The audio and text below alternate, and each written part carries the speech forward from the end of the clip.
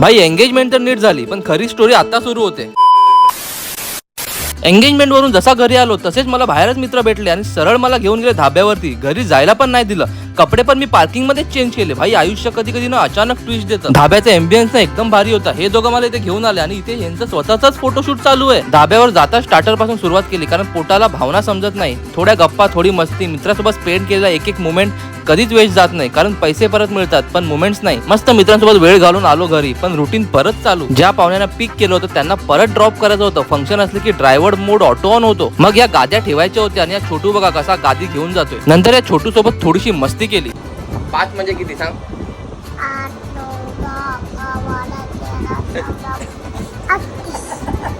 1 2 3 4 बोल. आणि फायनली 2 दिवसानंतर नीट झोपलोय. आपल्या घरी फंक्शन असताना तर भाई असंच होतं, थकवा असतोच पण मन मात्र एकदम खुश असतं. नंतर फ्रेश होऊन डायरेक्ट गेलो मंदिरात, कारण टचवूड फंक्शन एवढं मस्त झालं ना, ते फक्त आणि फक्त शक्य झालं देवामुळे. देवाकडे आपण फक्त मागत असतो, कधी त्याला थँक्यू बोलतच नाही. त्याचे पण आपण आभार मानलेच पाहिजे. मग तिथून आलो डायरेक्ट आपल्या चायच्या टपरीवरती. 2 दिवसाचा जो बॉडीमध्ये स्ट्रेस होता ना, तो एक चाय पिऊन लगेच निघून गेला. घरी आलो तर मॉम जेवण बनवत होती, पण माझ्याकडे तुमच्यासाठी एक सरप्राईज होतं. ऍक्च्युली ते माझ्यासाठी पण सरप्राईजच होतं. चला एकत्र ओपन करूया. मला एंगेजमेंटला माझ्या बायकोने दिलं होतं एक गिफ्ट. चला तुम्हाला दाखवतो काय त्या गिफ्ट मध्ये. सर्वात आधी सुंदर असं गुलाब. याचं काय करू, चला खिशात ठेवतो. And now the main gift. हे गिफ्ट मला खूप आवडतं. तुमच्यामधून पण मला असं गिफ्ट कोणीतरी देऊ शकतं. भाई साहब, नायकीचे shoes, Nike air force 1, and ते पण कलर बघा, ब्लॅक अँड व्हाईट. वाव, दिल तो एकदम गार्डन हो गया. थँक्यू सो मच बायको. कधी कधी गिफ्ट महाग नसतात, पण देणाऱ्याचं प्रेम त्यांना प्राइसलेस बनवतं. मला कमेंट मध्ये सांगा तुम्हाला हे क्यूट असं गिफ्ट कसं वाटलं. चला असा होता आपलाचा दिवस. पुन्हा भेटूया नव्या एनर्जी सोबत आपल्या उद्याच्या ब्लॉग मध्ये. Thank you so much.